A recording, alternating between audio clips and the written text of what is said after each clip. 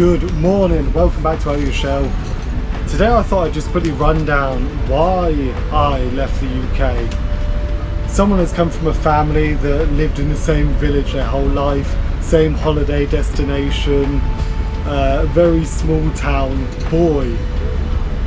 But growing up, always having an interest in something outside of the UK. I remember watching an ActionAid advert and seeing young children in parts of Africa that were suffering, and I remember having these long conversations with Dad on why it's happening. You know, why are their kids hungry? It would be nice to go out, be able to do something. Always had that sort of humanitarian mindset behind it. So a few years ago, start of COVID, moved to Oxford, in which I was good enough to get a job in the drug and alcohol sector, the homelessness, family, forms of abuse. It was that overall umbrella on negligence and no self-love, self-harming, self-destructive mindsets. And whilst I was working there in the 2 years, I decided to do the I2I diploma as a TFL teacher, teaching English. This being the most easiest form of travel and work and earn as you do it. And here's the top 5 reasons that I had to leave the UK.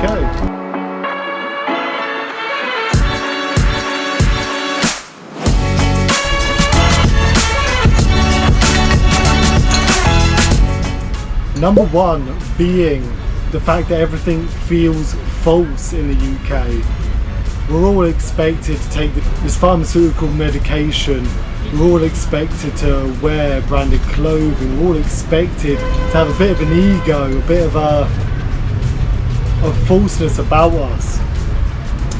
Shamefully, my little brother being one of them people, having to buy branded clothing, waste money on this. It's not my thing. I can't live like that.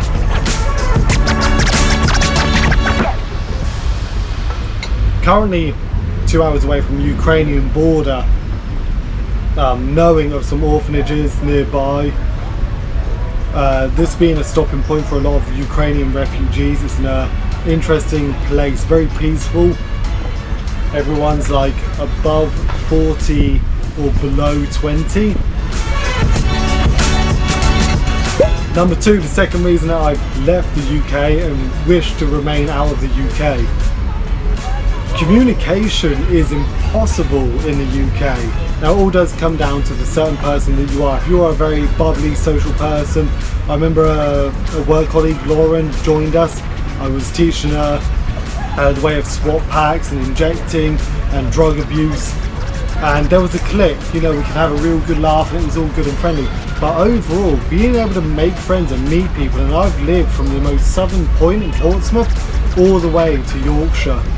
And it was hard. It was hard to meet people and create real relationships.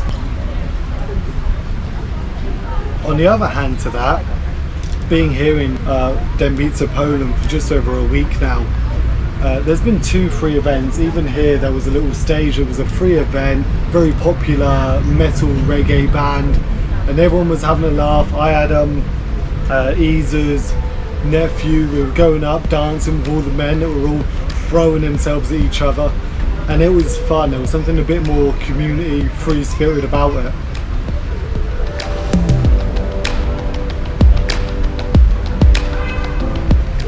Having that morning coffee, oh nice. Point number 3 of leaving the UK is, as someone, I'm under 30, I've never had a great job. The top paying job I had was £28,000 a month, and that still wasn't enough to be able to get yourself in a sustainable place in life.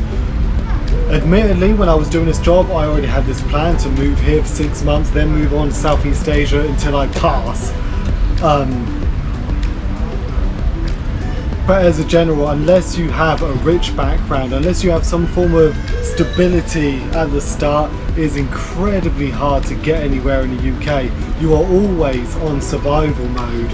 I realised working with the homeless and some of the lowest, saddest mentalities in Oxford and London, I realised how comfortable they can get with nothing. I was doing PIP forms and job seeker forms, disability allowance forms for some of these homeless people, in which they were having an income of £1,200 for doing nothing but tend to their bad habit, whether that's drug or alcohol abuse, whether that's sex work, whether that's any form of self-abuse. These homeless people in these richer areas of England were making a better money, cash take home, than I was.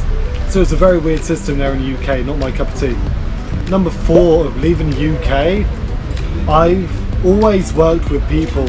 I've worked from preschool children, then I went on to elderly, dementia, then end of life care.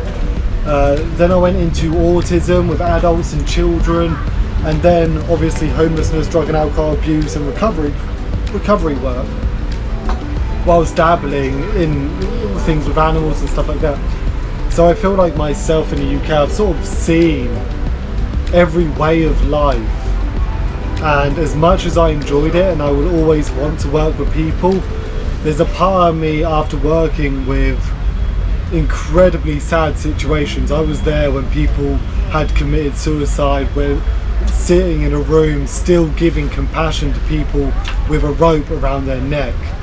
I was there when someone had overdosed and my boss told me that you're not allowed to go and see him, but in my mind that is the most sad, lonely thing. So if I can give that little bit of compassion, whether there's a heaven or hell, whether there's a reincarnation, I felt the need to go and give a bit of compassion whilst they have passed. And after working with this lower the low and always having that interest in humanitarian work, these natural disasters, the poverty out there, the lack of educations in some parts, so it seemed natural to want to go somewhere where it was still back in time.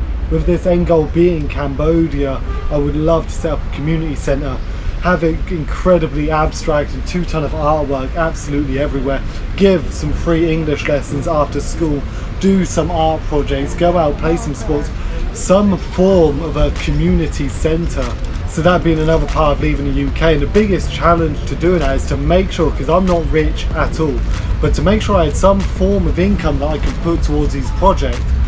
I know that when myself, Isa and Panji are in Cambodia, that we'll be able to live a basic lifestyle. We're not there for 3-bed house, swimming pool, luxury life. We're going there to live rough and to be able to do something good. That community centre needs to be an amazing piece of artwork that people want to come and go to, whether that be tourists, whether that be locals, whether that be any children that come and go.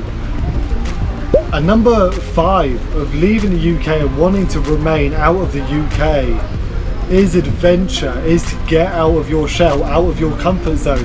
The whole point of this channel, which I'm still trying to learn by the way, is to go and do something different. I'm someone that if I get too comfortable with this little routine of paying your rent, go to work, eat something, go and do some exercise, maybe do a painting, I get irritated, I get annoyed with myself that I'm allowing myself to get comfortable.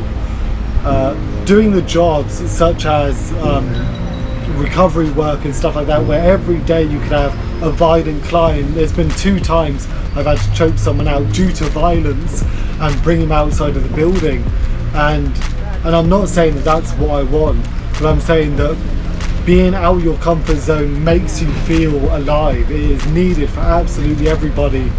My dad, who I love dearly and I miss a lot, before I left the UK, he was on about how he feels mentally low. He's on antidepressants, you know, these things that nobody should be on. And it is an eye-opener for me, being an amazing dad and person. But he had the same routine since he was 18, same job, same home, same holiday destination, everything exactly the same for every day of his life. I'm not saying that's why he feels low, but I do feel that we all need to be doing different things. We have to live different lives as we move through our short time of life.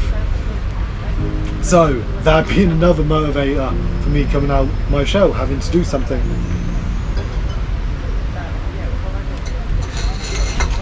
So I'm going to relax for 5 minutes here. I went to the gym this morning.